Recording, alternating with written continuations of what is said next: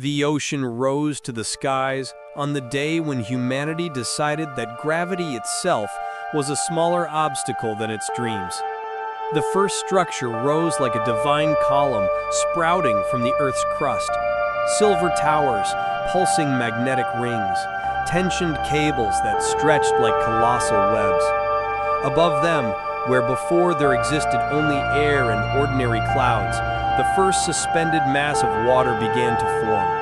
An entire sea lifted from the ground, torn from its natural bed and held in the air by an artificial gravitational field that shimmered like liquid aurora. The press called it a miracle. The corporations called it a revolution. The governments called it the future. Only the amphibians called it a mistake. These creatures, whose culture intertwined with the cycles of the tides, observed the transformation in restless silence. They lived in shallow coasts, in submerged villages that moved like aquatic constellations. By their traditions, the ocean was not only environment, but entity, living force, deep memory. For them, raising the sea was the equivalent of trying to move a sacred mountain. Not a feat, but an offense. Still, the amphibians tried to adapt. After all, adaptability was their biological heritage. They kept respectful distance from the gravitational generators, but studied their behavior. Their shamans dove to the epicenter of the residences to understand how the field affected the currents, how the magnetic pulse interfered with the coral song and the ancestral rhythm of the algae's reproduction. The answer was always the same: the ocean is uneasy. Meanwhile, on the surface, crowds celebrated. Tourists traveled to see the sky beaches, where the suspended water reflected the sun like a deep blue mirror. Influencers made videos at viewpoints installed beneath the floating sea, showing giant drops rolling off the gravitational field like liquid stars. Executives gave interviews about clean energy, sustainability, and national pride. And investors, naturally, celebrated the beginning of an era of profits that seemed to have no limits. But everything that is suspended beyond measure, sooner or later, asks to fall. Little by little, the first signs emerged. Small pressure variations, initially recorded only as statistical noise, began repeating patterns. Fish migrated in anomalous trajectories, as if something were calling them vertically. Internal turbines registered micro-vibrations, but technical reports, adjusted with forced optimism, guaranteed that everything was within parameters. The corporation released videos, safe, efficient, green. That was progress for humanity. For the ocean, it was prison. No one felt this more deeply than Eva, a brilliant engineer who had worked on the development of the first prototypes. He had grown up by the seaside, the son of fishermen. He knew how to read the water as others read books. When he laid his hands on the first schematics of the gravitational generator, he felt immediately that the calculations were right, but the concept was wrong. Water is not made to stay still. In his reports, he explained that the suspended sea was like a living animal contained by a leash of energy. The accumulated pressure, chemical changes, the lack of natural renewal of nutrients, all of this would create unpredictable tensions. He wrote dozens of warnings.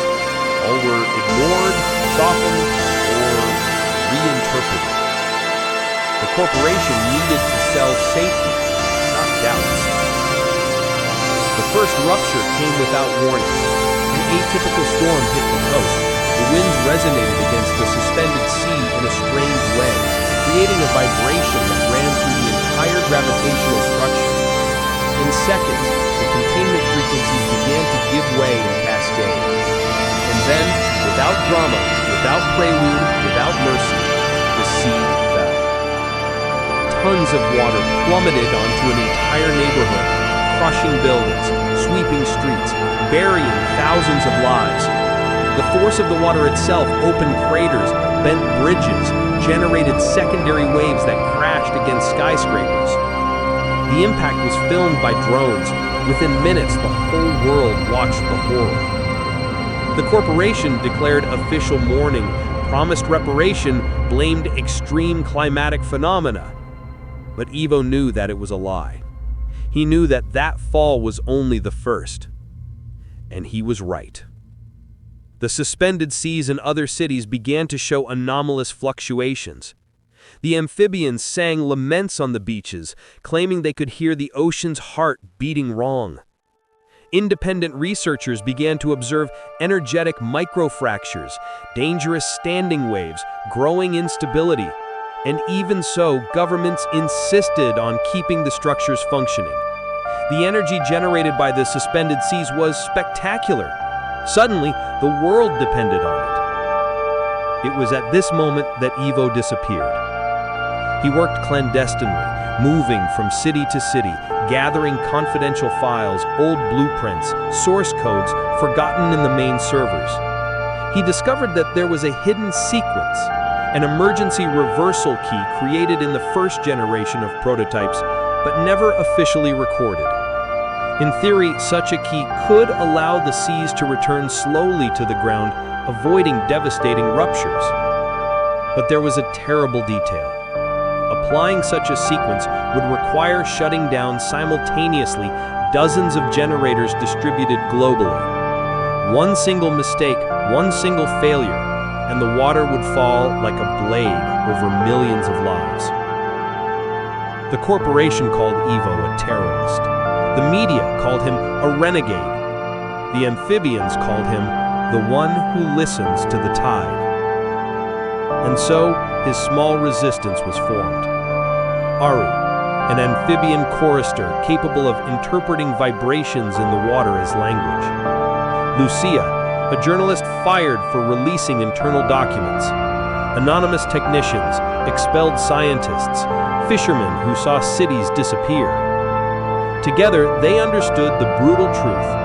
The entire planet was on the verge of being crushed by its own suspended ocean. The operation began shortly before dawn. Ivo and his group infiltrated the central complex of the World Gravitational Network. Giant towers rose around them, vibrating under the weight of the elevated seas. The sensors glowed red, abnormal winds cut the air, the seas trembled. In the sky, above the cities, enormous masses of water oscillated like transparent monsters about to roar. Aru touched the metal wall and felt the vibration. The sea is suffering. It is too trapped, too tight. It wants to return. Ivo took a deep breath. It was now. The reprogramming began. Lines of code aligned on Ivo's improvised terminal. Corporate drones detected the invasion. Alarms blared. Doors began to close. But Lucia broadcast everything live, and the world finally saw the truth. When the system entered critical state, Ivo inserted the final command, and the ocean began to descend. Not as a fall, but as reconciliation. The water released itself from the gravitational fields in slow, grand, almost choreographed movements. Liquid curtains danced in the air. Cascades descended in spirals. The sunlight crossed the mist created by the water returning and painted the world with a golden glow. There was no terror in that moment. There was astonishment. There were tears. There was silence. And there was hope. But the story was far from over. The descent of the suspended seas was not peaceful for everyone. Entire cities faced sudden floods, although far less violent than they would have been if the generators simply collapsed. Coastal neighborhoods were taken by controlled waves. Streets became temporary rivers. Bridges vibrated with the impact of water returning to its natural cycle. Even so, most lives were preserved. It was as if the ocean, although wounded, were willing to forgive. Aru watched the water fall with tearful eyes. For the amphibians, that was not only a physical correction, it was a spiritual rite. She hummed an ancient verse echoing through the metallic corridors, a chant that celebrated the rebirth of the birds. The melody crossed the structure and seemed to synchronize with the very movement of the water. But Ivo did not celebrate. He watched the graphs on the terminal, each line representing a city, a generator, a suspended sea. If any frequency fell out of alignment, there would be rupture. If any system failed, there would be a fall. He remained motionless, tracking each curve, each fluctuation, each breath of the ocean. "It's working," murmured Lucia, even without knowing if she said it to calm herself. "The whole world is watching." Indeed, the planet watched. On huge screens, on cell phones, on clandestine transmissions captured in the most improbable places, people cried, prayed, screamed. Some feared, many thanked. Others simply didn't know what to feel upon seeing for the first time something so grand and so fragile. The ocean descending from the sky. The problem was that the system did not accept the reversal immediately. It had been designed to resist, to prevent external interference. Alarms began flashing red on Ivo's panel. The corporation activated automatic security protocols, trying to manually annul the descent process to regain control of the global network. It was too late. The seas had already begun to yield, and reversing the process now would create chaotic effects. Generators that were reducing containment force would return to amplifying it irregularly, and this could tear the ocean in half. "They're going to try to turn everything back on," said Lucia. "Then we stop them," Ivo responded faster than ever. Aru touched the metallic floor with her palm, feeling the vibration of the generators above. "The sea is returning. It wants to return. Don't let them trap it again." Ivo began reconfiguring the system manually, nullifying each automatic attempt to re-establish containment. Windows appeared and disappeared on the terminal, corporate engineers trying to recover remote access. The digital battle turned into a silent war, keys striking keys, codes being replaced in milliseconds, permissions disputed like territories. Lucia broadcast every second. "You all are seeing this," she said, voice trembling. "They're trying to stop the rescue. They're trying to keep the ocean from returning to the planet. They prefer the fall over losing control." Messages appeared in the broadcast, shouts, support, despair. Millions of viewers worldwide commented live, while thousands more took to the streets, invading corporate headquarters, occupying plazas, and demanding that the shutdown be completed. And then, a boom. One of the generators in the northern hemisphere entered overload. Aru staggered, holding onto the wall. This sea is angry. It does not want to fall, but it is being pushed. Ivo frowned. If it ruptures now, half that city will be destroyed. He began typing so fast his fingers seemed to disappear. The overload needed to be compensated by diverting part of the pressure to other units, but diverting too much would overload other cities. The balance was practically impossible. "Can you?" asked Lucia. Ivo did not answer. Not because he couldn't, but because he had no time to think of words. The lights trembled. The floor vibrated like underground drums. Aru pressed her forehead against the metal, as if listening to something deep, something ancient. "The ocean is asking for help. It is asking you to finish." Ivo pressed the final command of the deviation. The boom ceased. Aru opened her eyes slowly. The tide calmed. Lucia smiled through tears. The system finally began to stabilize. The suspended seas, now in full descent, flowed harmoniously among themselves, like celestial rivers finding the earth again. And then, in almost a sacred instant, the last sea touched the ground. Silence. Silence so deep it seemed to touch the entire world. People on the beaches knelt. Fishermen cried. Amphibians sang. Children ran to smell the true sea. For the first time in years, the ocean was whole again. And then, inevitably, the consequences. The corporation tried to blame Ivo, tried to prosecute, accuse him of terrorism, property destruction. interference in critical infrastructure. But the world had seen too much, had heard too much, had felt too much. The recordings Lucia released showed secret meetings where executives discussed risks and chose to ignore them, showed manipulated reports, omitted tests, decisions based solely on profit, showed that the fall of the first suspended sea was the direct consequence of negligence.